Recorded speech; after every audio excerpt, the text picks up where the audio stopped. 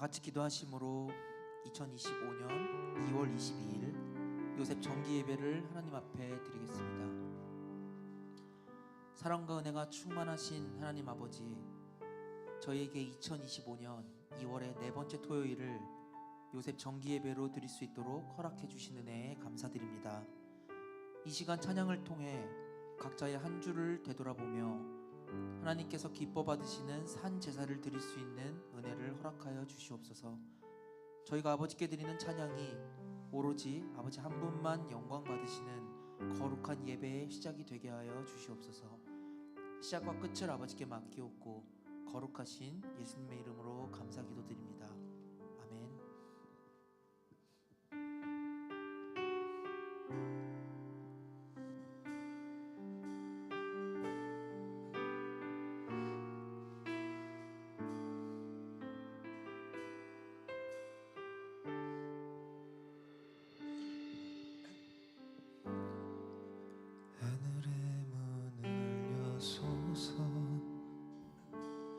이곳을 주목하소서.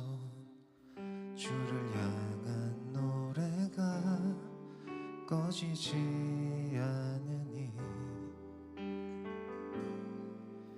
하늘을 열고 보소서.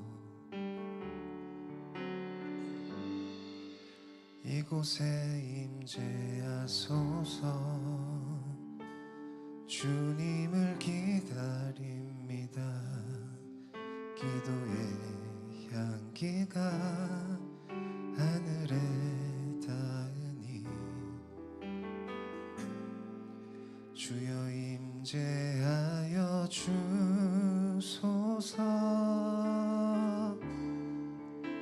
이곳에 오셔서 이곳에 앉으소서. 이곳에서 드리는 예배를 받으소서. 주님의 이름만이 오직 주의 이름만 이곳에 있습니다. 하늘의 문을 여소서. 하늘의 문을 여소서. 이곳을 주목하소서. 주를 향한 노래가 꺼지지 않으니 하늘을 열고 보소서. 이곳에 임재하소서. 주님을 기다립니다. 기도의 향기가 하늘에 닿으니 주여 임재하여 주소서. 이곳에 오셔서 이곳에 앉으소서. 이곳에서 드리는 예배를 받으소서. 주님의 이름만이 오직 주의 이름만 이곳에 있습니다. 이곳에 오셔서 이곳에 앉으소서. 이곳에서 드리는 예배를 받으소서. 주님의 이름만이 오직 주의 이름만 이곳에 있습니다. 이곳에 오셔서 이곳에 앉으소서. 이곳에서 드리는 예배를 받으소서. 주님의 이름만이 오직 주의 이름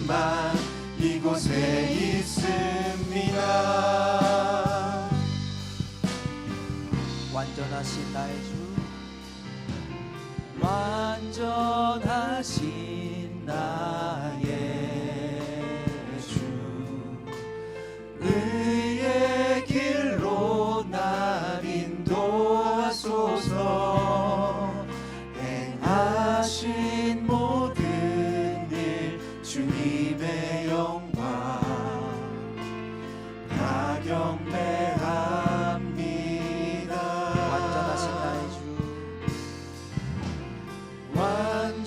완전하신 나의 주, 의의 길로 날 인도하소서. 행하신 모든 일 주님의 영광 다 경배합니다. 예배합니다. 찬양합니다. 주님만 날 다스리소서. 예배합니다. 찬양합니다.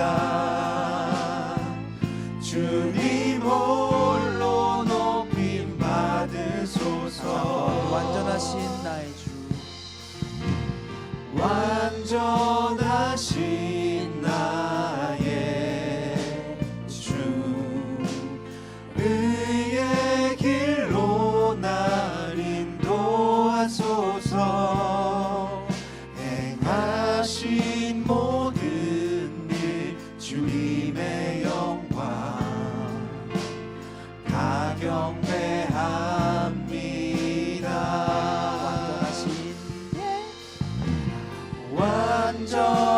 완전하신 나의 주, 의의 길로 날 인도하소서. 행하신 모든 일 주님의 영광 다 경배합니다. 예배합니다.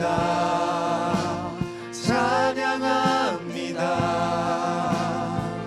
주님만 날 다스리소서. 예배합니다.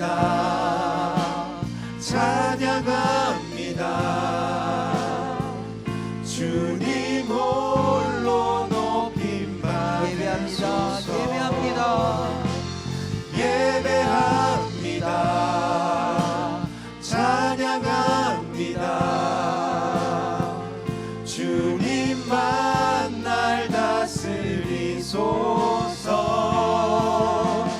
예배합니다. 찬양합니다. 주님 홀로 높임 받으소서. 영광의 박수 올리시겠습니다. 성별된 믿음을 가진 다니엘은 받은 은혜에 감사하였고 뜻을 정하여 성실하게 맡겨진 일을 하였다고 설교 말씀을 통하여 우리는 배웠습니다. 우리 또한 주어진 많은 상황들 속에서 먼저 내가 받은 복을 세어봄으로 감사하고 구속사 말씀 성취를 위해 열심 내는 우리 모두가 되기를 소원합니다. 함께 찬양하시겠습니다.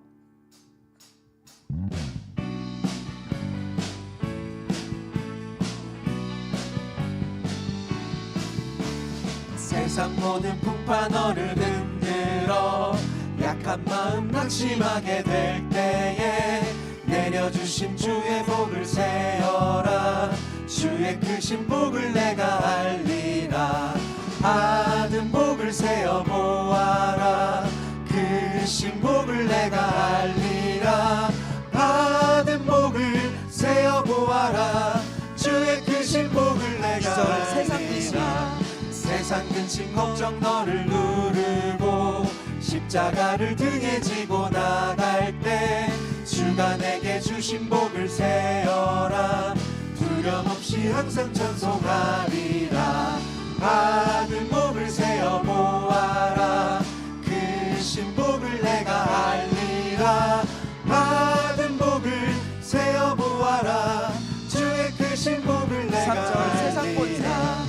세상 권세 너의 앞길 막을 때 주만 믿고 낙심하지 말아라. 천사들이 너를 보호하리니 염려 없이 앞만 보고 나가라. 받은 복을 세어 보아라. 그 신복을 내가 알리라. 받은 복을 세어 보아라. 주의 그 신복을 내가 세상 근심 걱정. 세상 근심 걱정 너를 누르고 십자가를 등에 지고 나갈 때 주가 내게 주신 복을 세어라. 두려움 없이 항상 찬송하리라. 아멘. 받은 복을 세어 보아라. 그 신복을 내가 알리라. 받은 복을 세어 보아라. 주의 그 신복을 내가 세상 권세 너의 세상 권세 너의 앞길 막을 때 주만 믿고 낙심하지 말아라. 천사들이 너를 보호하리니 염려 없이 앞만 보고 나가라. 받은 복을 세어 보아라. 그 신복을 내가 알리라. 받은 복을 세어 보아라. 주의 그 받은 신복을 복을 내가 세어 보아라. 알리라. 받은 복을 세어 보아라. 그 신복을 내가 알리라. 받은 복을 세어 보아라. 주의 그 신복을 내가 알리라. 아멘.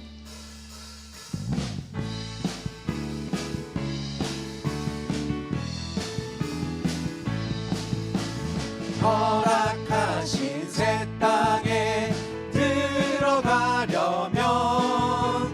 마음의 준비 다하여 힘써 일하세. 여호수아 본바다 앞으로 가세. 우리 거할 처소는 주님 품일세. 시험 환난 당해도 낙심 말고서 마음의 걱정 버리고 힘써 일하세. 여호수아 본바다 앞으로 가세. 우리 거할 처소는 주님 품일세. 앞서가신 예수님, 앞서가신 예수님 바라보면서 모두 마음을 합하여 힘써 일하세. 여호수아 본바다 앞으로 가세. 우리 거할 처소는 주님 품일세. 일할 곳이 아직도 많이 있는데 담대하게 나가서 힘써 일하세. 여호수아 본바다 앞으로 가세. 우리 거할 처소는 주님 3절 앞서가신 품일세. 예수님, 앞서가신 예수님 바라보면서 모두 마음을 합하여 힘써 일하세. 아멘. 여호수아 본바다 앞으로 가세. 우리 거할 처소는 주님 품일세. 일할 곳이 아직도 일할 곳이 아직도 많이 있는데 담대하게 나가서 힘써 일하세. 여호수아 본바다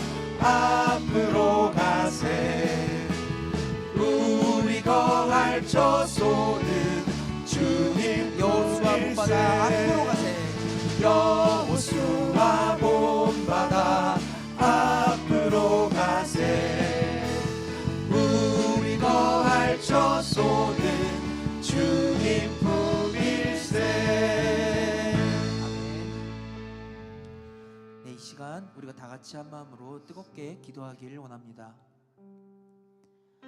먼저 나라와 민족을 위해 기도하겠습니다. 현재 우리 대한민국을 비롯한 전 세계가 매우 중요한 시기에 놓여져 있습니다. 나라의 리더인 대통령의 부재로 많은 혼란과 어려움이 있는 가운데에 이럴 때일수록 우리 성도들은 더욱 깨어서 나라와 민족을 위해 기도할 때 속히 나라가 안정되고 이 나라 대한민국이 반드시 하나님을 인정하고 하나님께서 이끄시는 나라라는 것을 깨닫게 될 줄 믿습니다. 사랑하는 우리 평강제일교회를 위해서 기도하겠습니다. 희선 박윤식 목사님께서 오직 말씀과 눈물의 기도로 세우신 우리 평강제일교회가 주신 말씀을 기억하며 말씀과 기도로 하나 되는 교회가 되어 진행되는 모든 상황들이 뜻 가운데 해결되고 아버지의 말씀의 권위가 바로 서서 구속사 말씀 성취에 더욱 전심전력하는 교회가 될 수 있도록 기도하겠습니다. 다음은 사랑하는 우리 요셉 성교회를 위해 기도하겠습니다. 우리를 말씀으로 양육해 주시고 우리를 위해 아낌없는 기도와 사랑을 주시는 사랑하는 두 분의 교육자님 최희선 목사님과 이영수 전도사님을 위해 기도하겠습니다. 다가오는 워크숍을 준비하며 참석하기를 원하고 기도할 때에 이번 워크숍을 통해서 각자의 모든 문제들이 해결되고 예비하신 복을 다 받아가는 시간이 될 줄 믿습니다. 각자 가지고 나오신 기도 제목과 함께 기도하는 우리 중보기도 제목, 우리 박성환 가족회원 건강을 위해서 함께 중보기도 하시겠습니다. 우리 박성환 가족회원 이제 앞으로 준비되고 예비되어 있는 그 치료 과정과 재활 과정 가운데 아버지께서 함께 해주셔서 건강 허락하여 주시고 더욱 새로운 힘으로 우리 요셉과 평강제일교회를 위해 큰 일꾼이 될 수 있도록 함께 기도하시겠습니다. 장사원자의 신앙은 예배 때 한번 어쩌다가 잠시 뜨거워졌다가 식는 것이 아니라 나의 삶 속에서 늘 하나님을 먼저 모시고 동행하는 삶이라고 생각합니다. 부르시는 찬양을 통해 나를 향한 하나님의 사랑을 느끼고 간절한 기도로 응답하는 우리 모두가 되길 소원합니다.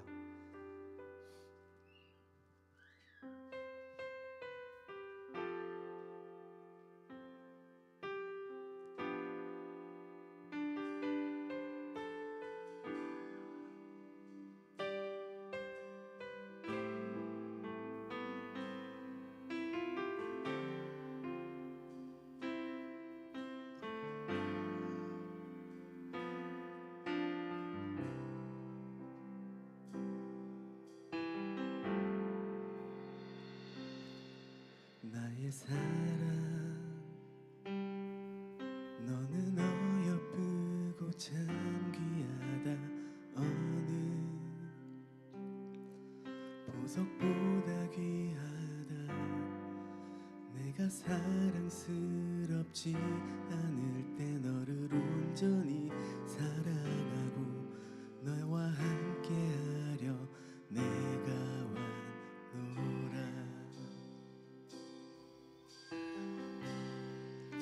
주님의 나라와 뜻이 나의 삶 속에 임하시며 주님 알기를 주만 보기를 소망해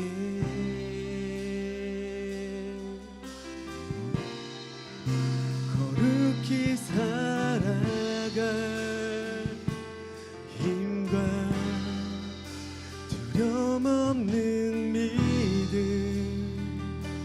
주신 나의 하나님 완전한 사랑 찬양해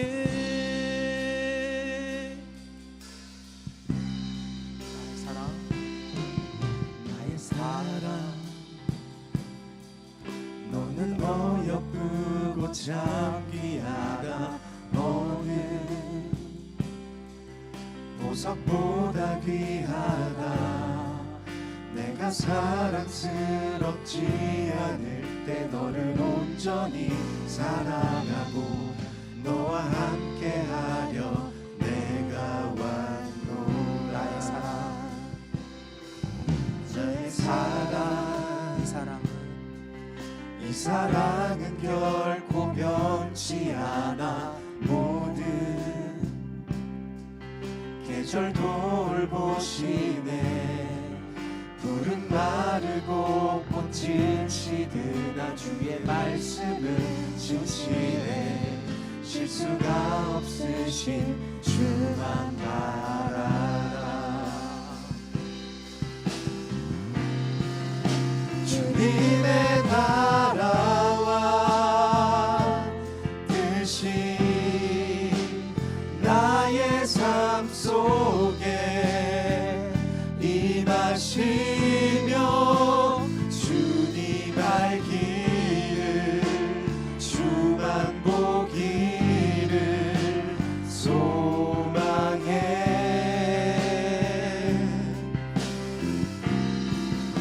거룩히 살아갈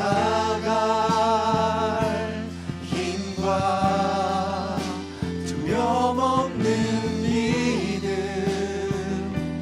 주신 나의 하나님. 완전한 사랑 찬양해.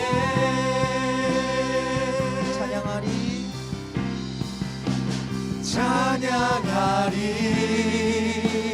만군의 주 영원히 함께 하시네. 존귀하신 사랑의 왕 영원히 통치하시네. 찬양하리 만군의 찬양하리 만군의 주 영원히 함께 하시네. 존귀하신 사랑의 왕 영원히 통치하시네.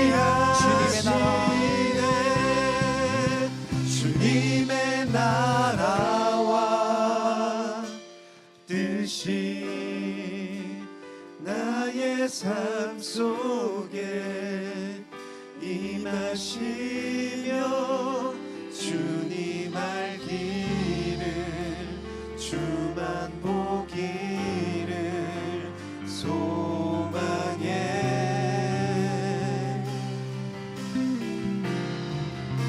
거룩히 살아갈 힘과 두려움 없는 믿음 주신 나의 하나님. 완전한 사랑 찬양해. 같이 들어주시고 아멘을 성청하신 후에 함께 기도하시겠습니다. 아멘 할렐루야. 아멘 할렐루야. 아멘 할렐루야.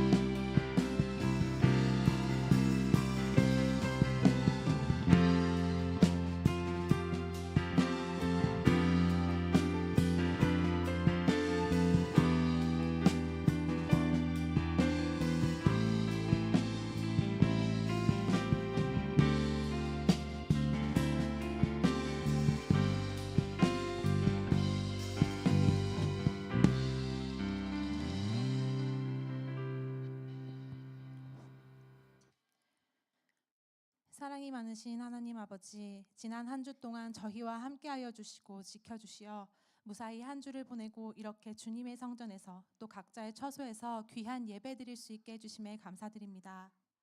지난날 사랑으로 불러주신 이 자리에 우리가 그저 의무감으로 습관처럼 오지는 않았는지 돌아봅니다.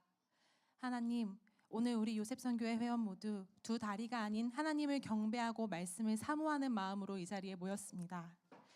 진정으로 예배드리오니 지난날 나태해졌던 우리의 마음을 용서하여 주시고 큰 은혜 베풀어 주시옵소서. 나라와 민족을 위해 기도합니다. 지금 나라가 많이 혼란한 가운데 있습니다.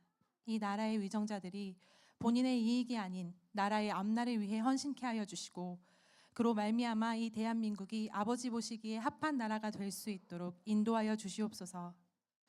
교회를 위해 기도합니다. 사랑하는 평강제일교회와 성도들이 이탈측과의 오랜 분열로 고통받고 있습니다.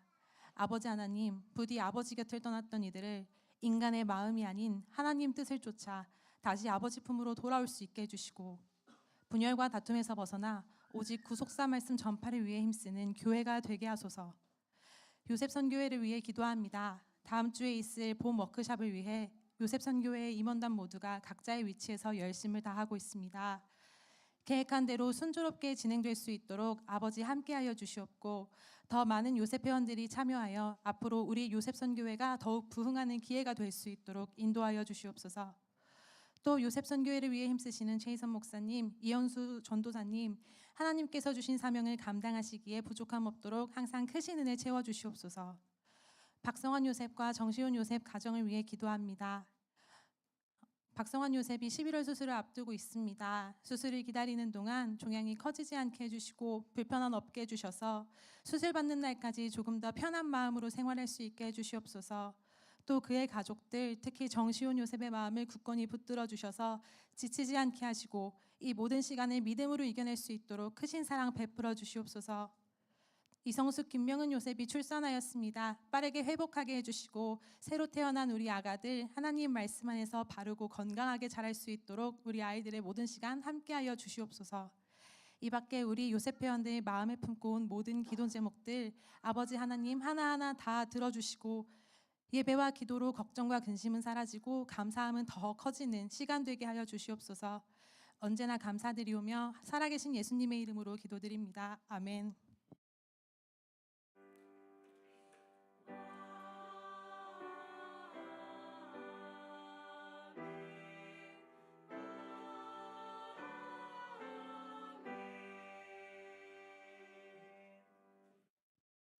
(2025년 2월 22일) 요셉 정기 예배를 하나님 앞에 드리시겠습니다. 오늘 은혜 나누실 성경 말씀은 잠언 22장 4절입니다. 잠언 22장 4절 봉독하겠습니다. 겸손과 여호와를 경외함의 보응은 재물과 영광과 생명이니라. 이는 하나님의 말씀이니라. 아멘. 이어서 여수른 성가대의 찬양이 있겠습니다.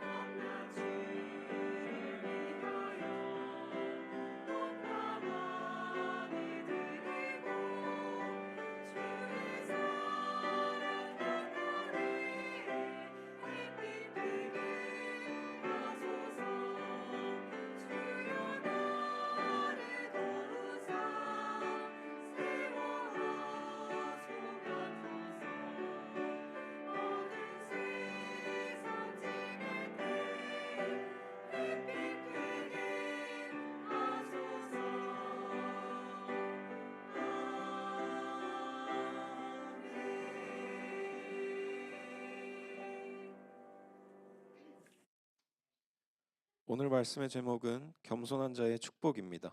목사님 설교하실 때 큰 은혜 받으시기 바랍니다.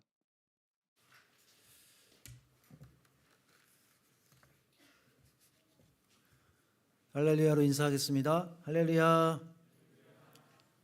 자, 오늘 함께 은혜 받으실 말씀 제목 겸손한 자의 축복이라는 제목을 함께 나누겠습니다.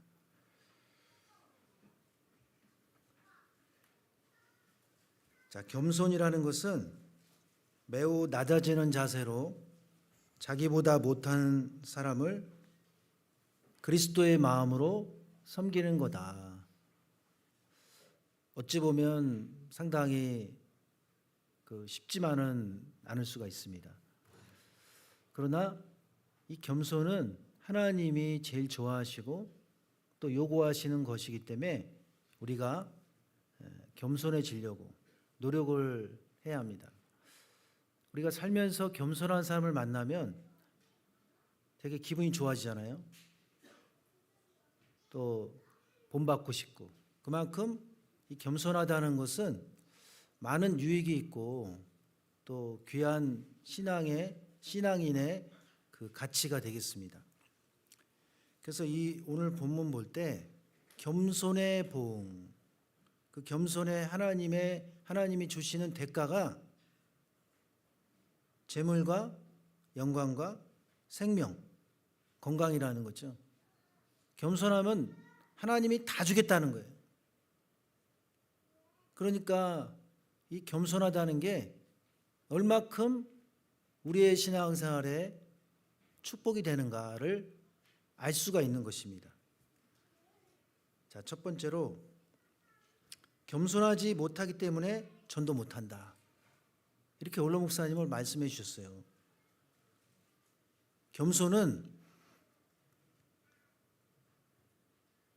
아주 부드러운 것이고 유한 것이고 딱딱한 것을 능가한다. 잠언서 25장 15절 볼 때 오래 참으면 관원이 그 말을 용납하나니 부드러운 혀는 뼈를 꺾느니라, 이렇게 말씀하고 있습니다. 그래서 어찌 보면 참 충격적인 표현이죠. 겸손하지 못하기 때문에 전도 못한다. 이거는 전도한다는 것은 믿음이 좋아서 혹은 말씀 잘 깨달아서 기도 많이 해서 그런 것보다, 그런 것 별로 없어도 겸손하기만 해도 가는 곳마다 전도를 할 수 있다는 거예요.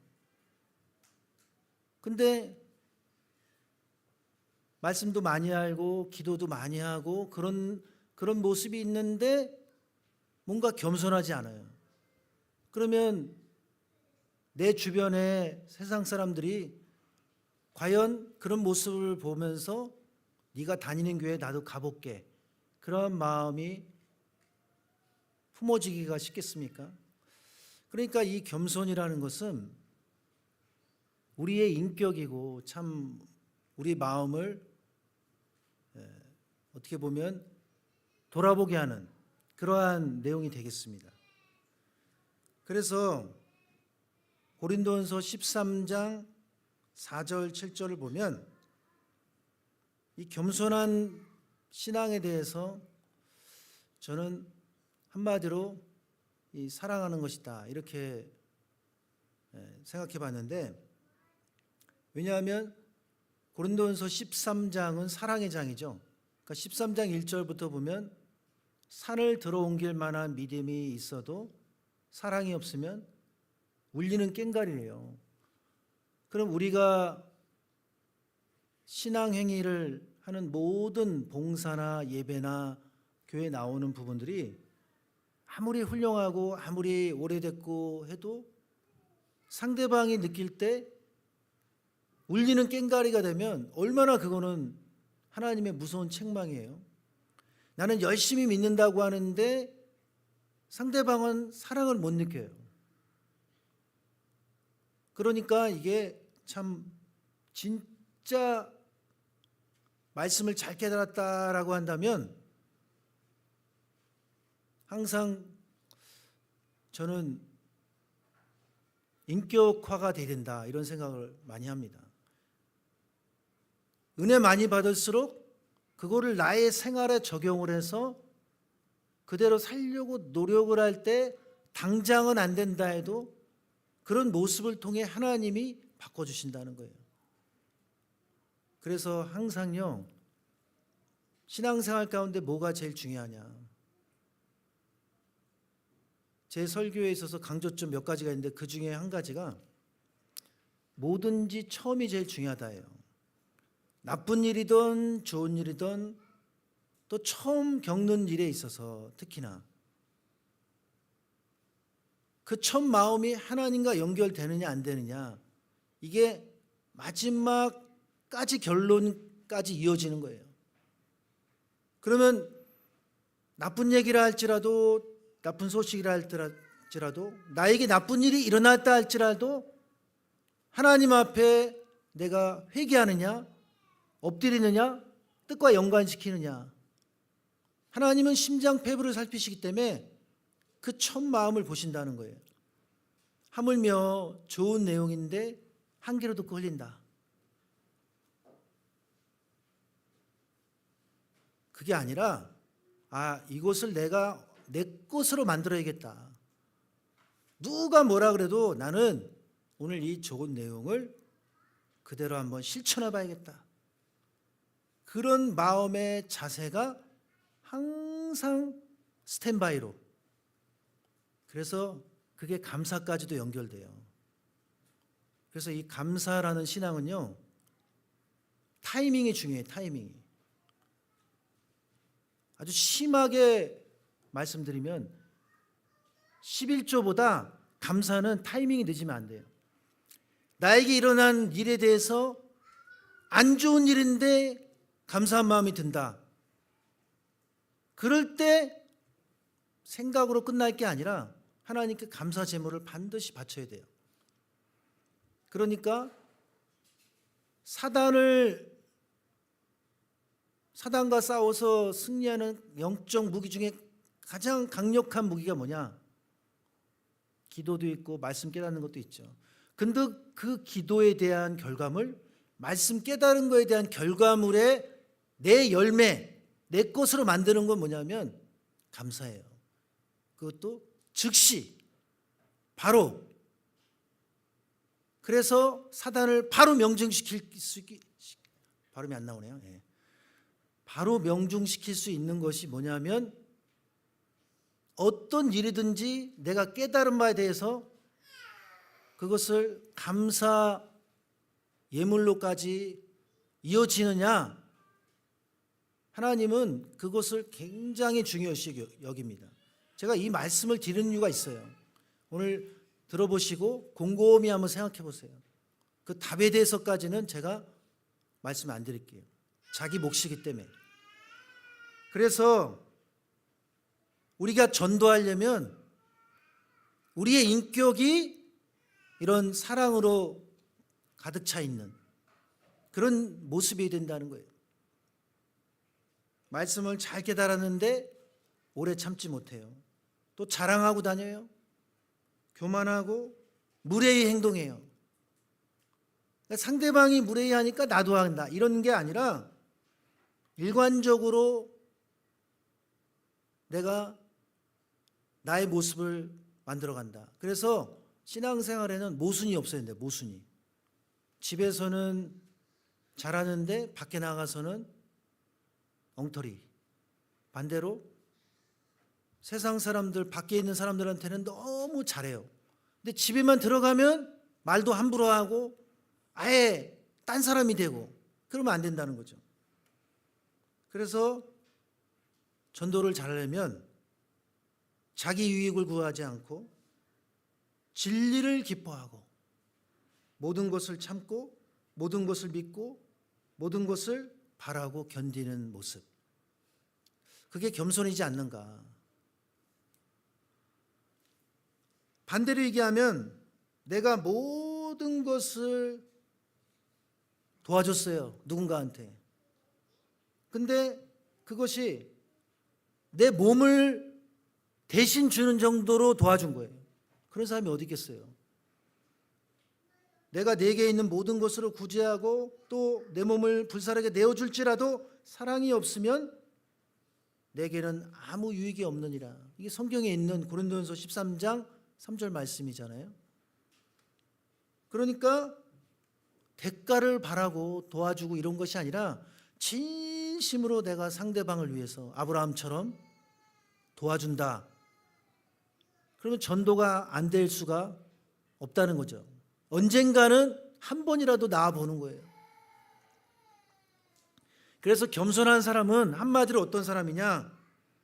지극히 작은 사람을 소홀히 하지 않는다.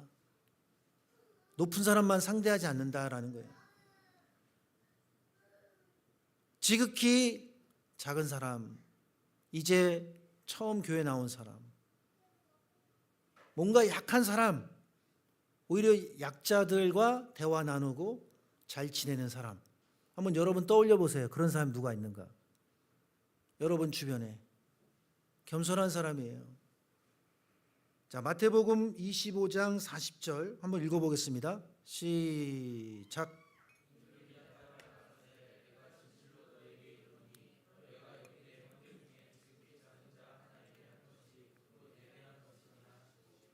그러면 이 지극히 작은 누군가가 나 하나님이 보냈어 이런 말 하겠습니까? 그런 말 한다고 통하겠어요? 혹은 진짜 하나님이겠어요? 불특정 다수일 수 있고 우리가 만나는 그 모든 사람 중에 한 명이에요. 아니 모두일 수 있죠. 근데 아브라함은 처음 만난 사람인데 너무나 손님 대접을 잘한 거예요. 그러면 질문해 볼게요. 아브라함이 손님 대접할 때 창세기 18장에서 과연 천사인 줄 알고 대접을 했을까요? 성경에도 나와 있는데. 또 다른 질문. 그러면 창세기 18장 말고 19장에도 또 천사가 찾아갔어요. 그러면 롯은 과연 알고 대접을 했을까요? 천사인지? 여러분 아는 사람 손 들어보세요. 속으로. 진짜 들라고는 안 하죠 항상. 그러면 아브라함이 알고 대접을 했을까?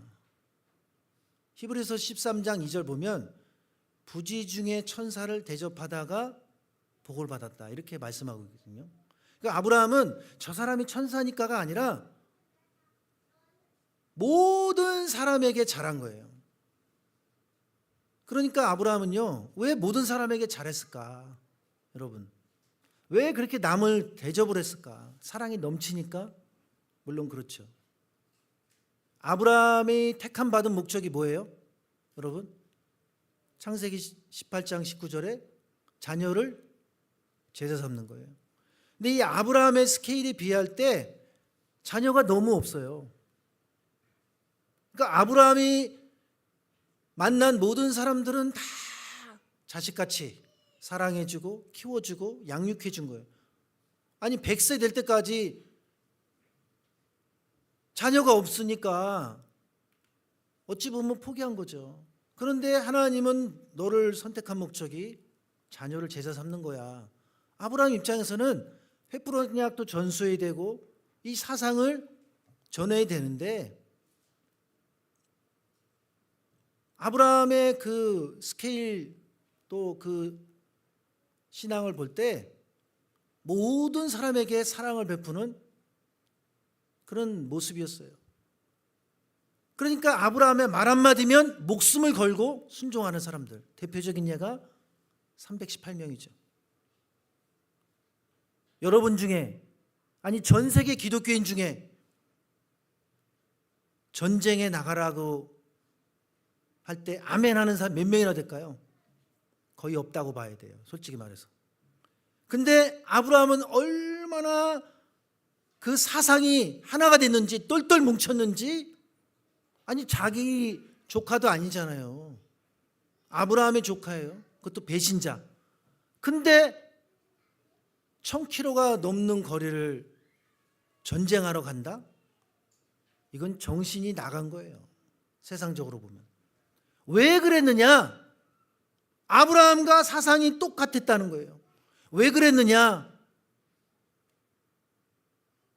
그 318명 아브라함의 종들은 아브라함 그 종들에게 있어서 아브라함은 아버지와 같은 사람이에요. 부모였다는 거예요. 그 증거가 뭐냐? 여러분, 종인데 아들 정도가 아니라 재산을 다 물려주는 상속자로 삼았다, 엘리에셀을. 그러면 누구나 질투하게 엘리에셀만 사랑했을까요? 자기한테 잘하는 사람만 아브라함이 콕 집어가지고 비교시키게 했을까요? 누가 봐도 천만의 말씀이에요. 누구도 엘리에셀 옆에 있는 주변에 있는 사람들이 특혜가 있다고, 왜 엘리에셀만 사랑하냐고 느끼지 않을 정도로 똑같이 사랑했다는 거예요. 이게 왜 놀랍냐? 어찌 보면 구속사 저자이신 박아브라함 목사님의 성품과 왜 이렇게 비슷하냐? 그러니까 아브라함의 그 명령을 하나님 명령으로 여기고 어떤 명령이든지 순종한 신앙이었다는 것입니다. 그러면 아브라함이 어떻게 천사를 대접했는가 보겠습니다. 창세기 18장 2절 말씀 다 같이 읽겠습니다. 시작. 그가 그들을 보자 곧 장막문에서 달려나가 영접하며 몸을 땅에 굽혀. 여러분, 어느 집에 갔는데 이런 사람 본 적 있어요? 아브라함 말고 이후에도 이런 사람을 본 적이 있는가? 단 한 사람만 봐도 좀 정신 나간 것 같아. 너무 과해. 이런 게 아니라 그 아브라함의 인격, 그 무게, 그 신앙의 깊이를 가지고 있는 사람이 손님이 왔는데 뛰어갔다, 땅에 엎드렸다, 죄진 것도 아닌데 감동을 안 받을 수가 없어요. 자, 창세기 18장 3절 다시 읽겠습니다. 시작.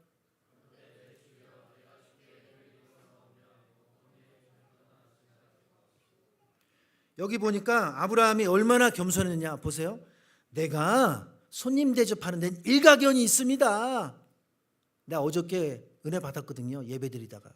나 어저께 손님 대접에 대해서 강의 들었거든요가 아니에요. 이제까지 아무리 은혜로 손님을 잘 대접했어도 보세요. 주여, 호칭이 벌써 주여예요. 손님인데 내가 주께 은혜를 입어 싸우면 아유 우리 집에만 오세요. 끝나요. 끝나. 풀코스로 대접할게요. 이게 아니라니까요. 벌써 호칭이 주여.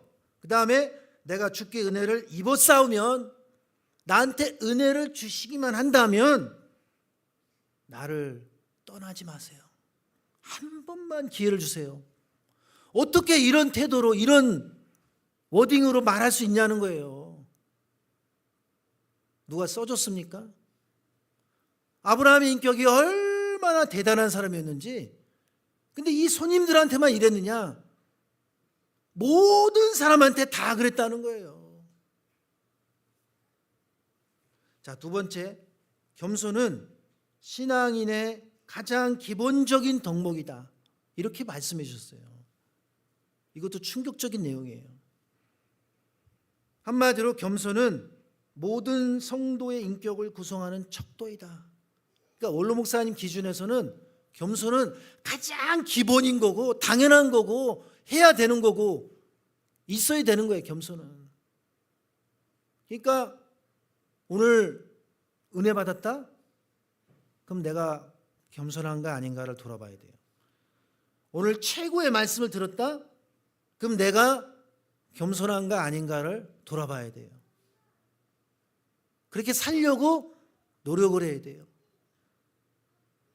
그러니까 아무리 대단한 말씀을 깨닫고 뭐 교회만 가면은 절친들이 가득하고 난 신앙생활에 나는 행복하게 살고 있어 하는데 이 표현에 미달이 된다면 한번 돌아봐야 되는 거죠. 저와 여러분이.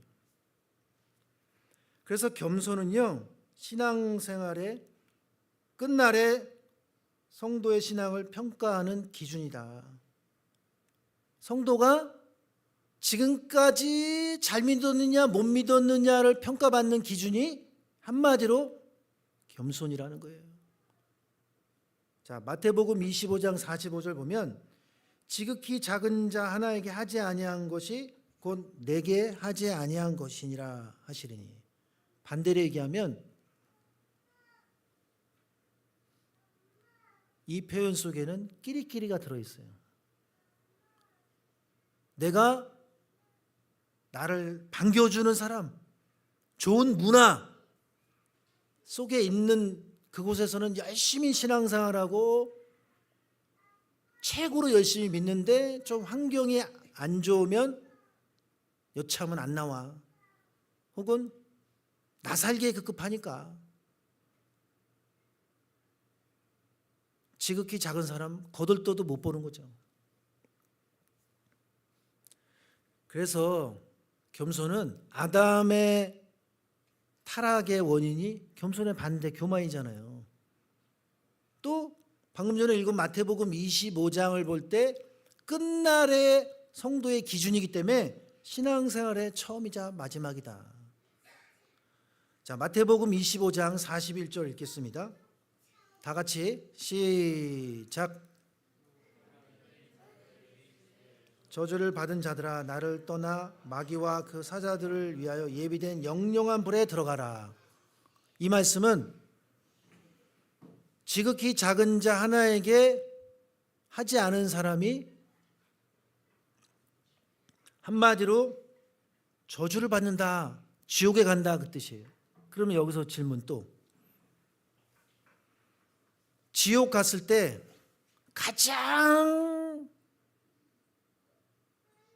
무섭고 가장 힘든 게 뭐가 있을까요, 여러분? 지옥에 갔을 때 가장 힘든 거. 이러니까 지옥 오지 말라 그랬구나. 그런 게 뭐가 있을까?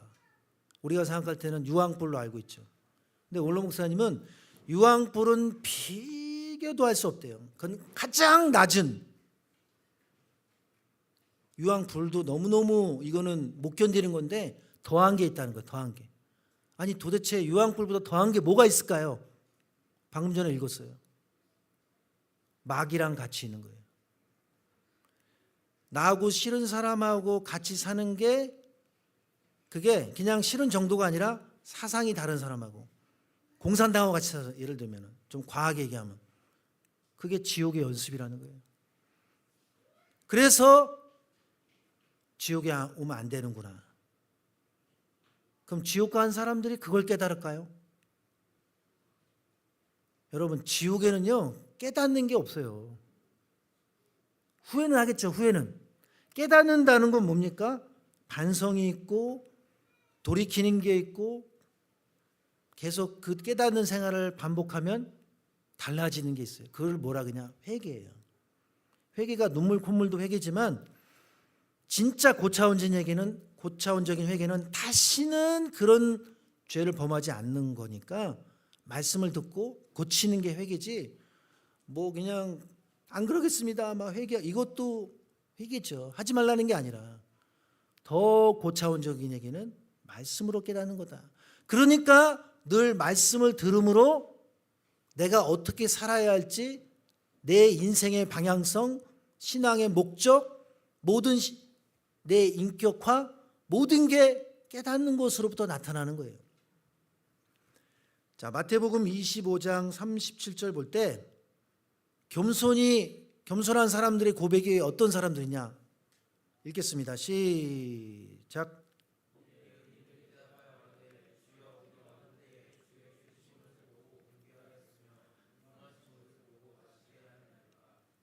하나님이 너가 정말 손님 대접을 잘해서 아주 지극히 작은 사람인데 하나님처럼 대접했어 하니까 이 사람들이 당연하죠. 아, 이제 알았어요. 아, 이제야 나의 가치를 아는구만요. 이렇게 얘기하는 사람 없겠죠. 근데 이 사람들은 얼마나 겸손했느냐, 계속 말을 하는 거예요. 주저리. 나 그 정도가 아닌데, 나 그 정도로 나는 손님 대접한 게 아닌데 내가 언제 그렇게 했습니까? 그러면서 또 38절 39절에도 계속 얘기를 하는 거예요. 어느 때 나그네 된 것을 보고 영접하였으며 벗으신 것을 보고 옷을 입혔나이까? 어느 때 병드신 것이나 옥에 갇힌 것을 보고 가서 배웠나이까? 내가 언제 그랬습니까? 난 그 정도 아닙니다. 그냥 가만히 있어도 되는데. 그래서 겸손은 자기가 잘하는 것에 대해서 인식할 필요가 없어요. 타고난 겸손한 사람들 보세요. 자기가 요만큼만 뭐 잘한다 그러면 그거 뭐 생각이나 하겠어요? 아무 관심 없다니까요. 성경에 나타나는 인물들이 방주를 잘 지어가지고 내가 70년 동안 짓다 보니까 내가 목공 기술자 됐어. 그러겠어요? 에녹이 300년 동행하다 보니까 난 동행의 달인이야. 천만의 말씀이에요. 겸손은 자기 자신에 대한 너무 관대하지 않아요. 냉철하지. 반대 교만은 자기한테 너무 관대해. 자기 일이면 자기 일이 제일 커 보여요. 남의 일은 무조건 까고 관심 없고 비판적이에요. 자, 마태복음 25장 44절 반대로 이 교만한 사람들, 그러니까 지옥 갈 수밖에 없는 사람들의 대답을 보겠습니다. 마태복음 25장 44절 시작. 저희도 대답하여 가로되 주여 우리가 어느 때에 주의 줄이신 것이나 목마르신 것이나 나그네 되신 것이나 벗으신 것이나 병드신 것이나 옥에 갇히신 것을 보고 공양치 아니하더이까. 이게 국어책 읽듯이 했겠어요? 얼마나 화가 났겠어요? 나를 말이야 지옥에 보내다니 언제 우리가 안 했습니까? 아마 큰 소리 치고 아마 욕도 하고 난리 났을 거예요. 그러니까 지옥 가면은 누가 나를 지옥 보냈냐고. 서로 싸운대 서로.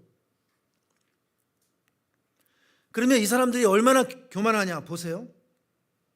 자기가 대접한 사람이 하나님으로 알고 대접했다는 거예요. 한마디로. 진짜 그랬다 치고 오른손이 알려 왼손이 모르야 알아겠지. 이렇게 대들면서 무슨 다 치부책에 적어놨어요? 조목조목 반박하잖아요. 줄이신 것, 목마른 것, 벗으신 것, 병든 것, 감옥에 들어간 것. 그런 사람을 다 찾아가지고 자기가 다 도와줬다는 거예요. 바로 대답을 얼마나 잘해요? 여러분, 대통령을 대접하는 거에 대해서 말하고 다니는 것도 그것도 과한 건데, 예? 자랑하는 건데, 이 대상이요 하나님이 뭐 눈에 보여가지고 딱 나타나서 하나님이니까 내가 잘해야지 이런 겁니까? 이건 누가 봐도요 그냥 손님 대접인데 네가 하나님처럼 대접했구나 이건데 내가 언제 그 정도로 안 했습니까? 라고 따진 거예요. 그러니까 너무너무 과한 거죠. 교만이 이런 거예요. 자, 세 번째, 겸손하면 깨닫는다. 겸손한 자는 아무리 원수 같은 사람도 안 될 때 가슴 아파하고 기도해주고 교훈을 삼는다. 여러분 이거 너무너무 중요해요. 원로 목사님은 안 좋은 소식을 들으면 바로 엎드리라 그랬어요. 안 좋은 이야기 들으면 바로 기도해라. 전철 타다가 엎드릴 수 없잖아요. 이상하지. 회사에서 갑자기 무릎 꿇고 아멘 할렐루야 그런 사람이 어디 있어요? 그러니까 겸손한 사람은 남이 안 되는 거에 대해서 내가 아무리 싫어하거나 나를 괴롭힌 사람이 잘못됐다 해도 너무 좋아하지 않는다는 거예요. 이게 왜 무섭냐? 잠언서 24장 17절 18절 볼 때 내 원수가 넘어질 때 즐거워하지 말며 그가 엎드려질 때에 마음에 기뻐하지 말라. 여호와께서 이것을 보시고 기뻐하사 그 진노를 그에게서 옮기실까 두려우니라. 야, 기뻐하신대요. 내가 잘됐다 잘됐다 하는 거를 보시고 너 했지, 너 그대로 했지, 내가 다 너 봤어. 그냥 보신 정도가 아니라 그 행위 자체를 기뻐하사 가장 싫어하신다는 거예요. 반대로 얘기하면 하나님이 좋아하신 거는 남을 도와주고 생각해주고 베풀어주고 이끌어주고 그런 일을 제일 좋아하신다. 기독교인이 잘 믿었다면 그런 모습이 있어야 된다. 오늘 그걸 얘기하는 거예요. 그러니까 오늘 목사님 말씀에 복의 근원이라는 제목이 있어요. 복의 근원이 뭐냐? 남을 도와주는 사람이래요. 그러니까 평상시에 남이 조금 이제 뭐 전철을 어디 가든 조금 이렇게 뭔가 도움 요청하는 상황에 확 지나가 버리는 게 아니라 도와주는 순간 복의 근원. 또 집에 가서도 도와주는 순간 뭐 당연한 거죠. 집에서는 남편을 도와주고 아내를 도와주고 가족을 도와주고 그 가족만 그런 게 아니라 그럼 복의 근원 복의 근원 내 주위가 다 복의 근원 뿌린 대로 거두기 때문에 나도 그렇게 받는 거예요. 네가 그렇게 나를 많이 도와줬잖아. 내가 어려울 때. 그래서 겸손한 사람은 깨닫는다. 깨달아야 감사한다. 세 가지 제가 화면에다가 기록을 했습니다. 깨달아야 뭘 어떻게 의지해야 될지 모르잖아요. 아, 기도하라는 뜻이구나. 하나님 의지한 거예요. 깨달아야 순종을 하는 거예요. 안 깨달아지니까 내 방법, 내 고집, 내 의지대로 사는 거죠. 그러나 깨달을 때 가장 첫 번째가 뭐냐? 회개예요. 깨달았으니까. 두 번째가 감사가 따라야 돼요. 열매까지 되려면 사단을 완전히 박살내고 꼬꾸라뜨리는 건 뭐냐? 감사예요. 그 대표적인 인물이 누구냐? 욥이에요. 욥은 욥기서에 보면 감사했다는 한글도 없고 원어도 없고 감사의 감자도 없어요. 그런데 하나님은 왜 감사 정도가 아니라 절대 감사로 설교지까지 나왔느냐? 진짜 감사는 말로 하는 게 아니다. 인격화다. 욥은 어떤 감사냐? 욥기서 1장 21절 볼 때 아무것도 바라지 않았다. 그리 아니하실지라도요. 하나님이 하실 일로 뺏어간 것도 하나님이고 취하신 것도 주신 것도 복 받을 때만 기뻐하는 게 아니라 고난을 받는 것도 고난도 하나님이 하실 일로 봤다는 거예요. 그래서 완전히 사단을 박살내는 영적 무기의 결정판은 감사. 그것도 제물로 감사하는 거다. 그래서 마태복음 24장 39절 보면 천국과 지옥에 대해서 써있진 않지만 알 수 있는 내용이 나와요. 홍수가 나서 저희를 다 멸하기까지 깨닫지 못하였으니 인자의 맘도 이와 같으리라. 지옥은 절대 깨닫는 세계가 아니에요. 아무리 뜨거워도 내가 잘못했구나, 하나님 잘못했어요, 이런 거 없어요. 그런 사람 같으면 지옥 안 가죠. 그냥 이럴 줄 알았으면 지옥에 안 올 걸 그랬다. 교회 다닐 걸 그랬다. 껄껄만 있는 거죠. 근데 그게 죽어서가 아니라 이 땅에서 연습이 뭐냐? 깨닫지 못하는 생활, 멸하기까지. 이 나오잖아요. 누가 봐도 망했는데 자기만 몰라요. 그게 타락한 인생의 증세예요. 왜냐? 자기한테 관대하니까. 그래서 천국은 깨닫는 세계다. 그래서 겸손하면 어린아이에게서도 배운다. 천국의 연습이에요.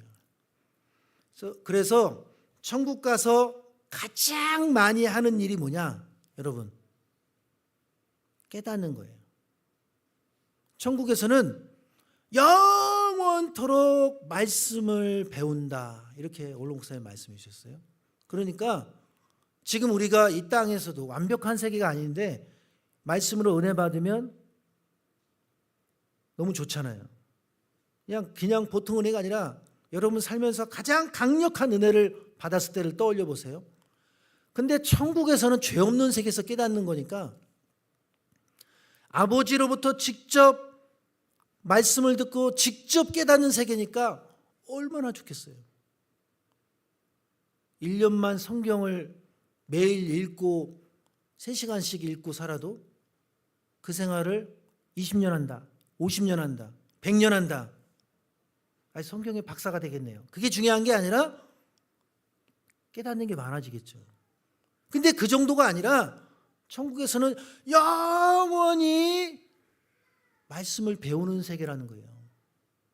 반대로 얘기하면 하나님이 절대로 인간에게 성경에 대해서 완벽하게 깨닫지 않도록 하셨대요.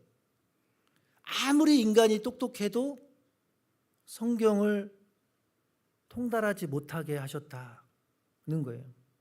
그러니까 내가 구속사 박사가 있던 구속사 대단한 강사가 됐던 일부분만 알고 전하는 거예요.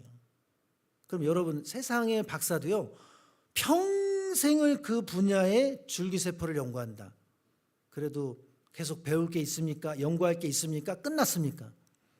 세상의 한 분야인데도 50년을 공부해도 있는데 그 세상 학문을 창조하신 하나님의 말씀으로 지어진 세계니까 세상 학문보다 위에 있는 그 말씀을 배우는 게 얼마나 배울 게 많겠어요. 도저히 교만할래야 교만할 수 없는 말씀 깨달으면 더 겸손해지고 보리가 익을수록 더 재물이 되고 나 죽었습니다가 되는데 그걸 모르니까 그냥 조금만 우리가 은혜 받은 거 가지고 자기 자신에 대해서 도취할 가능성도 있다는 거죠. 그래서 겸손과 비슷한 말이 겸호라는 말이 있어요. 겸호. 겸손할 겸 빌허. 텅텅 비었다. 허망할 정도로 어이가 없고 허무할 정도로 아무것도 없는 텅텅 빈 상태가 겸허야, 겸하다. 그래서 겸허히 받아들이겠다. 이게 이만큼 사실은 겸손에 있어서 설명이 잘 될 수 있는 표현입니다. 그런데 아브라함이 이런 겸허함이 있었다는 거예요. 아까 손님 대접한 걸 볼 때. 그래서 예를 들어서 하나님이 큰 재물을 주신 이유가 뭐냐? 한마디로 구속사 말씀을 전하게 하기 위해서다. 성경적으로 볼 때. 신명기 8장 18절 보면 내 하나님 여호와를 기억하라. 그가 내게 재물 얻을 능을 주셨습니다. 이같이 하심은 내 열조에게 맹세하신 언약을 오늘과 같이 이루려 하심이니라. 구속사 말씀을 전하게 하기 위해서 우리가 돈 버는 목적이 돼야 된다는 거예요. 아유, 우리 집 내가 벌어 먹이기도 바쁜데 무슨 그렇게 삽니까? 돈 벌면 다 헌금하라는 뜻이 아니라 내 마음가짐에 구속사에 대한 마음의 그 헌신을 가지고 있으라, 그 뜻입니다. 이제 말씀을 정리하겠습니다. 결론적으로 겸손하면 염려가 없다. 겸손하지 않기 때문에 하나님께 맡긴다고 해놓고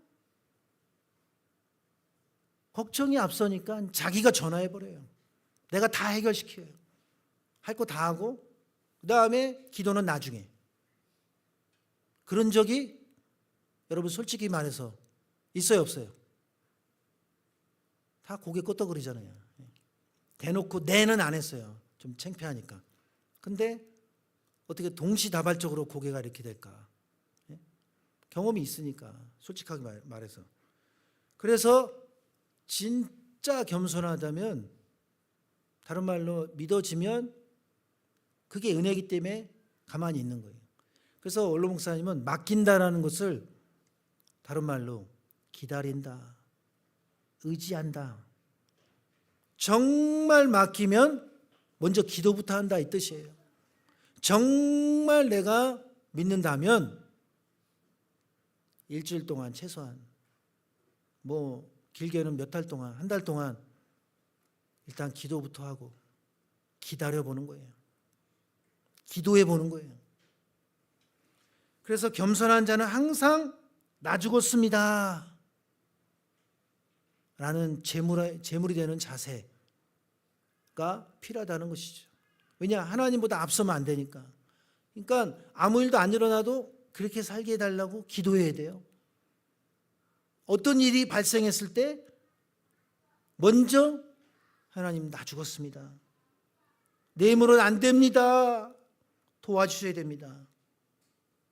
그리 아니하실지라도 안 도와주셔도 감사합니다. 하나님께 완전 맡긴 겸손한 자에게 하나님이 은혜 주고 붙잡아 주고 앞길을 인도해 준다. 이런 일은 생활 속에서 사실은 많이 나타날 수 있습니다. 맡길 일이 많으니까. 애가 아픈데 어떻게 되느냐? 병원 가지 말라는 게 아니에요. 또 오버하면 어떻게 하냐? 저는 병원에 안 가요. 그것도 하나님 자리에 앉는 거예요. 하나님이 병원 가라면 어떡할 건데? 병원 가서 병원 안 가고 병 나은 경험이 있을수록 그런 마음 가지기가 쉬워요. 이제까지는 병원에 안 가도 난 경험이 있다 할지라도 그거 다 비우고 어떻게 할까요? 이게 하나님이 원하시는 방법이지. 가르쳐요 또. 병원 가지 마. 하나님의 뜻은요. 가는 것도 그 사람에 따라 한마디로 케바케예요. 케바케. 근데 그거를 내가 살아온 것도 경우에 따라 다를 수 있는데. 아니 원로 목사님은 아예 큰 병원 가라 그랬어요. 다 그런 건 아니지만. 그러니까 교만하면은 심지어 교만하면 새신자 중에 목사님 저는 하나님께 응답 받지 않고는 안 움직여요. 응답 없는 게 하나님 뜻이면 어떡할 건데. 그건 점쟁이에요. 심하게 말하면. 응답이라는 말을 함부로 쓰는 것도 두려워야 된다. 그냥 오른손이 한 일 왼손이 모르게 응답을 받았어도 내가 두렵게 믿으면 돼요. 굳이 표현하지 않고. 믿음은 그렇기 때문에 하나님이 하실 일을 남겨놓는 것이다. 하나님의 영역을 침범하지 않는 것이다. 언제부터? 처음부터. 그러니까 저와 여러분이 하나님이 하실 일에 대해서 처음부터 믿겠습니다. 맡기겠습니다. 한번 결심해 보자고요. 뭐에 대해서? 전도에 대해서. 왜냐? 앞부분에 나왔잖아요. 겸손하지 않기 때문에 전도 못한다. 그러면 올 한 해 우리가 기관적으로 전도 행사를 합시다. 여러분, 우리 교회 평균 연령이 얼마나 될까요? 제가 계산해보지 않아서 조사해보지도 않고. 그러면 생각해보세요. 전도 안 하고 이대로 5년, 10년 있는다? 그러면 그냥 영화부에서 계속 부흥하면 되지. 그거하고 인구뿐만 아니라 모든 게 수입이 있으면 지출이 있고 인풋이 있으면 아웃풋이 있는데 그 비율이 사망률은 높은데 출생률은 낮단 말이에요. 예를 들어서. 그럼 어떻게 이게 되냐고요.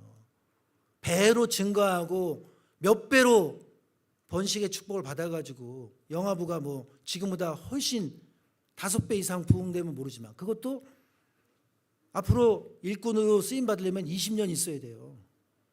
그러니까 당장이 중요한 부분이 들어가는데 전도 안 한 상태로 계속 지금 가면은 미래가 없어요.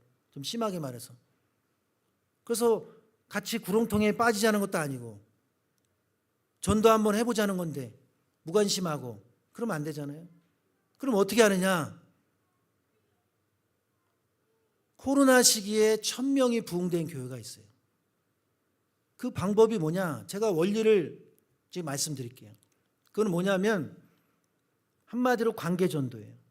그래서 오늘 이 말씀 들으신 분들은 내 주변에 내가 전도할 사람 있다라고 한다면 그 사람 불신자 전도를 말하는 거예요. 물론 이삭 죽기도 해당되지만 그 사람들에 대해서 내가 이제부터 마음에 품고 기도하되 그 사람과의 관계성이 너무 좋아야 돼요. 그래서 아까 아브라함 손님 대접하는 것도 얘기한 거고. 그래서 그 절정이 뭐냐? 사실은 10주간의 코스가 있는데 원리만 말씀드리면 7주, 8주 갔을 때는 내가 감동적인 선물하는 거예요. 2번에 걸쳐서 7주, 8주에서는. 근데 9주에는 내가 서프라이즈를 하는 거예요. 그건 뭐냐? 예를 들어서 집에 초대해서 이 방법은 꼭 불신자가 아니더라도 장기 결석자, 코로나 이후로 안 나온 뭐 요셉이든지 누가 됐든지 그 사람들 전도하기 위해서 적용을 해도 돼요. 그래서 마지막에 9주차는 10주차에 교회 나오는 건데 내 집에서 내가 서프라이즈한 방법으로 완전히 감동을 시킨 다음에 교회 가는 거에 대해서 얘기하고 마음을 완전히 은혜 받게 해서 교회 나오게 하는 거예요. 그러니까 그 전에 전도 방법과 다른 건 뭐냐면 이제까지는 교회 와서 행사 참여하고 은혜 받고 하다 보니까 결실률이 떨어졌는데 이 방법은 80%가 10명 작정했으면 8명이 하기만 한다면 끝까지 하기만 한다면 통계적으로 볼 때 8명이 새신자 등록을 하는 방법이에요. 그러니까 여러분이 첫 마음이 중요하다고 그랬어요. 내가 이걸 딱 듣고 뭐 방법이 어떻게 됐든지 간에 이걸 내 것으로 삼아야겠다. 그런 굳은 마음을 갖고 10달 동안 잉태하는 그 산모가 얼마나 조심합니까? 아니, 산모인데 막 엎어지고 막 가다가 한번 쓰러져 볼까? 튼튼한가? 그런 산모가 있어요. 아무거나 막 먹어볼까? 소주 막 먹고. 조심하잖아요. 영적인 생명을 잉태하는 전도의 방법도 몇 주 동안, 몇 달 동안 내가 그 한 사람을 위해서 정성을 다하겠다. 그게 관계전도의 그게. 그 구체적인 내용은 나중에 하는데 그렇게 어렵지 않아요. 여러분이 마음에 달려 있는 거예요. 그래서 처음부터 맡기겠습니다. 처음부터 맡기는 문제는 예를 들어서 자녀 문제에 대해서 뜻에 맡기는 입장에서 처음부터 이 아이를 통해서 하나님이 하실 일이 뭔지 찾아보는 거. 대표적인 인물이 누구냐? 모세예요. 모세의 부모가 사도행전 7장 20절 볼 때 한번 읽겠습니다. 시작.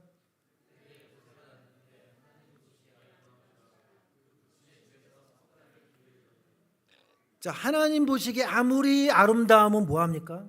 부모가 맡기려면요, 그건 또 장담이 안 돼요. 자, 히브리서 11장 23절 읽겠습니다. 시작. 믿음으로 모세가 낳았을 때 그 부모가 아름다운 아임을 보고 석 달 동안 숨겨 임금의 명령을 무서워 아니하였으며. 그러면 모세의 부모 입장에서 얘가 그 적진에 완전히 그 아기가 길리워질 때 이 애굽 사상이 들어가는 거 아니야? 그런 걱정이 있겠지만 믿음으로 아름다운 아이. 여러분이 여러분 아들, 딸을 보면서 내 애지만 얘는 틀렸다. 이런 애는 내가 괜히 낳았어. 그런 부모도 있어요. 오늘 이렇게 말씀드리니까 긍정적으로 마음을 가져야지. 근데 키우다 보면 이게 내 아이지만 특성이 있거든요.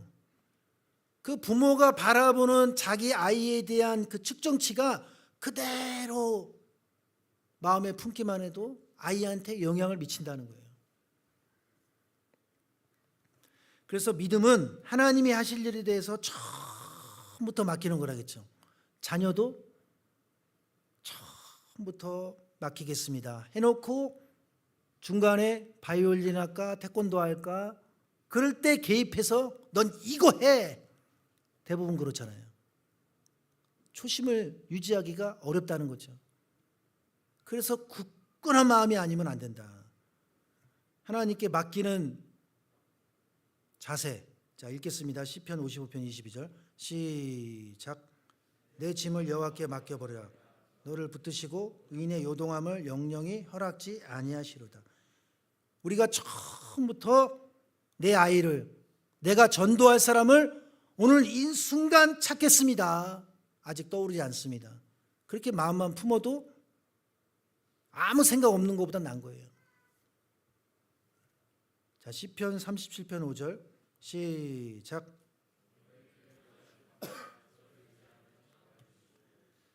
하나님께 처음부터 맡기겠습니다.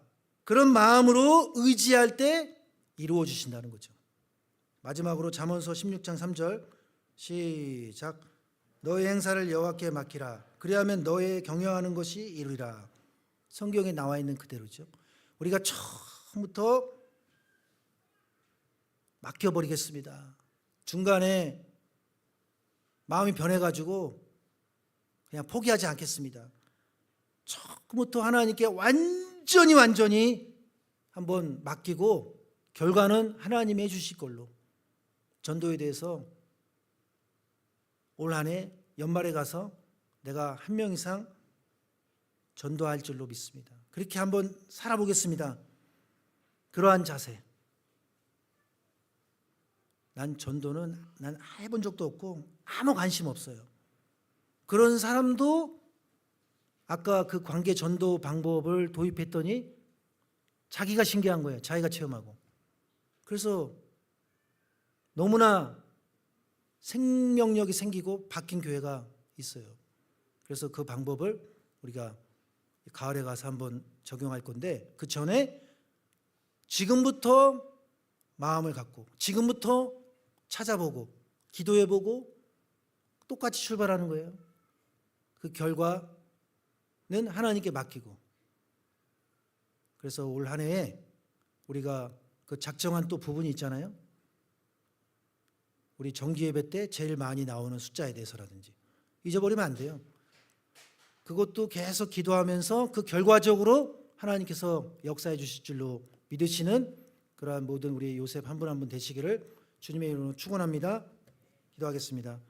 살아계신 아버지, 오늘 말씀을 통해서 우리의 신앙이 절대로 조금이라도 교만한 신앙이 아니라 완전히 처음부터 맡기는 신앙이 되는 겸손한 신앙이 될 수 있도록 인도해 주사오니 진심으로 감사드립니다.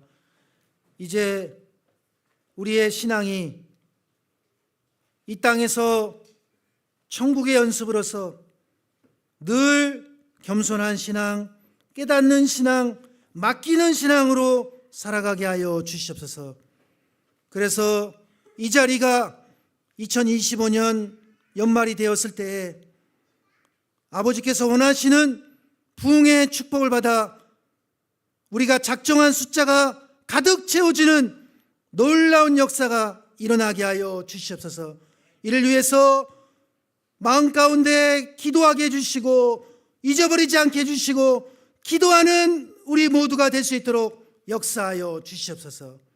오늘 하나님께 처음부터 완전히 맡기겠습니다. 그 맡기는 마음을 허락하여 주시옵소서. 이 시간 받은 바 은혜 감사해서 준비된 예물을 바치고자 합니다. 바치는 손손길마다 모든 생활 가운데 마음껏 축복하여 주시옵소서. 그렇게 될 줄로 믿사옵고 사랑 많으신 예수 그리스도의 이름으로 감사드렸사옵나이다. 아멘. 말씀 통해 큰 은혜 받으셨습니다. 다 같이 찬송가 313장 부르시면서 봉헌하시겠습니다.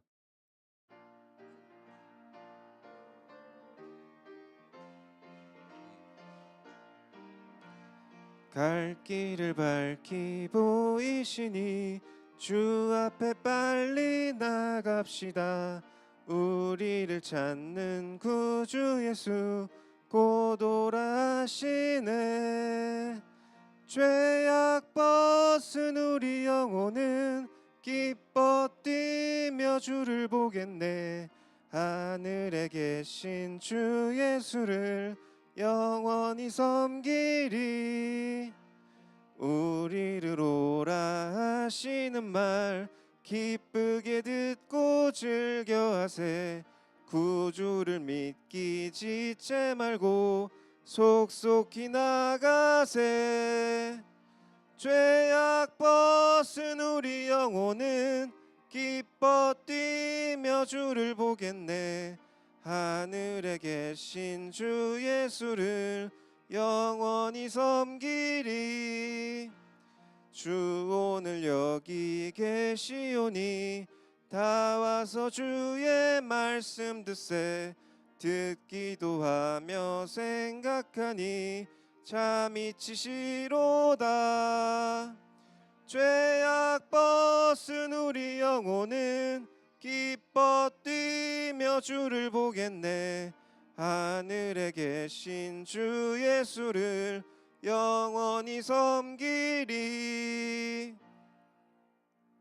아멘.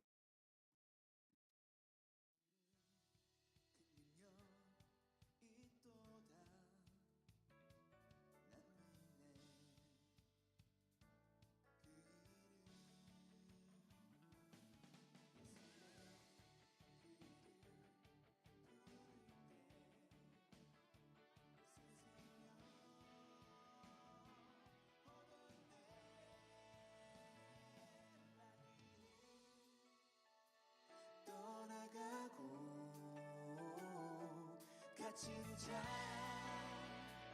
자유케 해. 모든 이름보다 더 높은 이름 주 예수.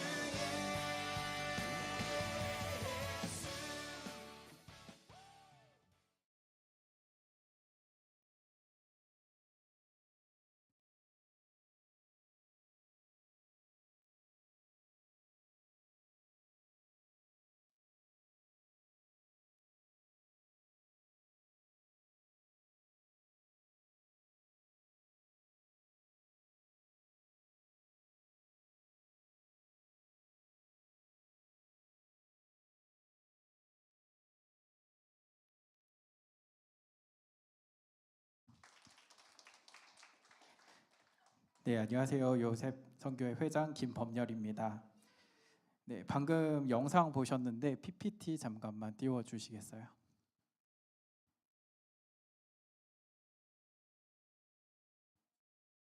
네, 요셉 선교회 봄 워크샵 영상 보신 대로 진행이 됩니다.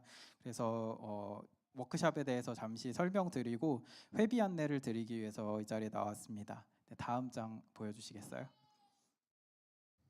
네, 준비물은 성경과 체력과 시간과 집중력만 있으면 됩니다. 다른 건 다 필요 없고 여러분들 참여하려는 의지만 있으면 워크샵에 참여 누구든지 가능합니다. 다음 장 보여주시면요.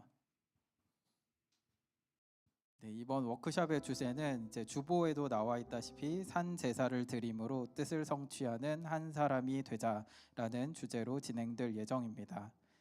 다음 장 보여주시면 네, 장소는 청평 푸른동산 연수원이고 날짜는 2월 28일 금요일부터 3월 1일 토요일까지입니다.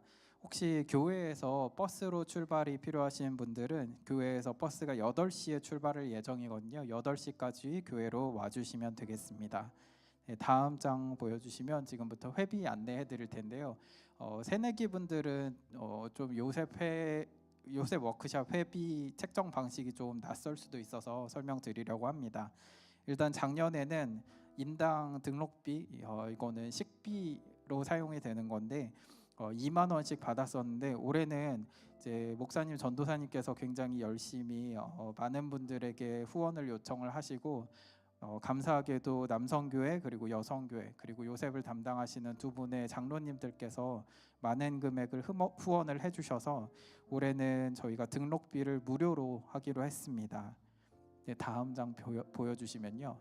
숙소는 저희가 청평 가보신 분들은 아시겠지만 이제 가족실이 있고 그 다음에 단실이 있습니다. 그래서 가족실은 일반 회원은 5만 원, 그리고 올해 이제 요셉에 올라오신 가족이 있는 분은 3만 원 회비를 책정하도록 하겠습니다. 다음 장 보여주시면요. 단실을 사용하시는 분은 1만 원이고요. 새내기는 무료입니다.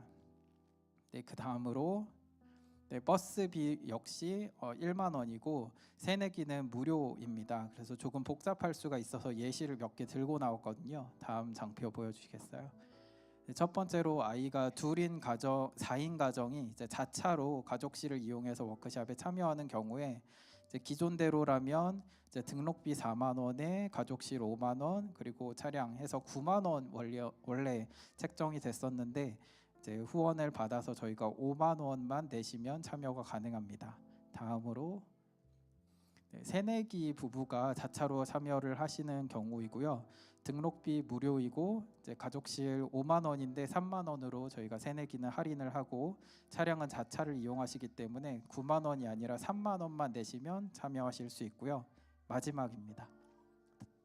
네, 새내기가 혼자서 이제 버스로 참여한다. 그리고 단실에서 주무시는 경우에 등록비도 없고 단실이기 때문에 숙소비도 없고 버스비도 없고 그래서 총 무료로 참여 가능하십니다. 그래서 많은 분들께서 참여를 해주시면 좋겠고요. 혹시 궁금하신 사항이 있으시면 저에게 알려주시면 되겠습니다. 그래서 다음 장 넘겨주시면 네, 요셉홈 워크숍에 참여하시겠습니까? 노 버튼 없습니다. 다들 예스로 눌러주시고 참여해 주시면 감사하겠습니다. 다음 순서 이어가시겠습니다. 감사합니다.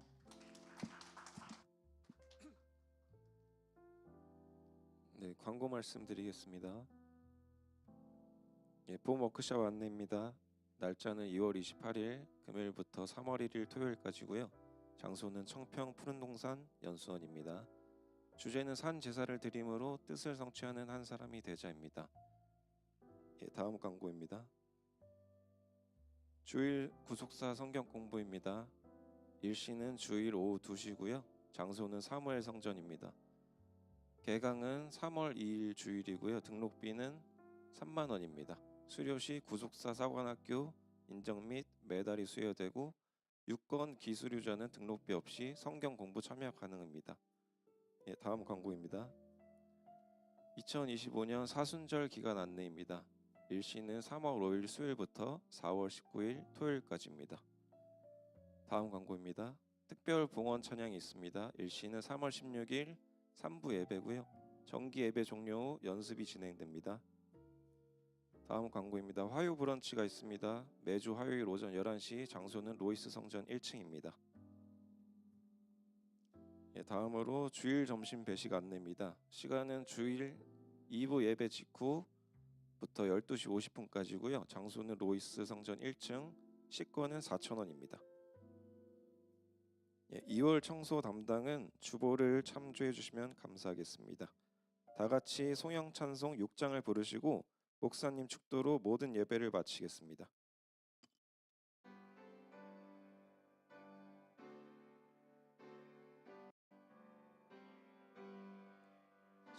찬양 성부 성자 성령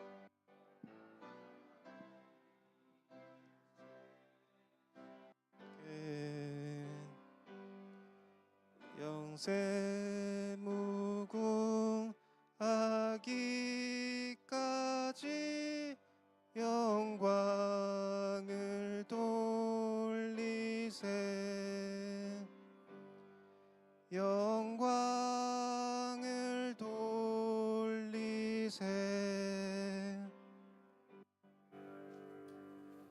생일 감사 박세린 요셉, 범사에 감사드립니다. 정의준 권민지 요셉, 루사추 카페 수익 감사원금 루사추 카페팀 감사원금 바쳤습니다. 축도하겠습니다. 이제는 우리 주 예수 그리스도의 한없는 은혜와 하나님 아버지의 무한하신 사랑하심과 성령님의 감동 감화 내주 충만 역사하심이 오늘 요셉성교회 정기 예배를 통해서 그 나라 갈 때까지 하나님 앞에 감사한 믿음과 겸손한 신앙으로 무장하여서 내가 사는 곳을 천국 생활로 또 많은 사람을 전도하는 생활로 축복받고자 하는 모든 요셉성교회 한 사람 한 사람 머리에와 두고 온 가정 위에 직장과 생업체 위에 교회와 나라 민족 위에 이제로부터 영원토록 함께 있을지어다. 아멘.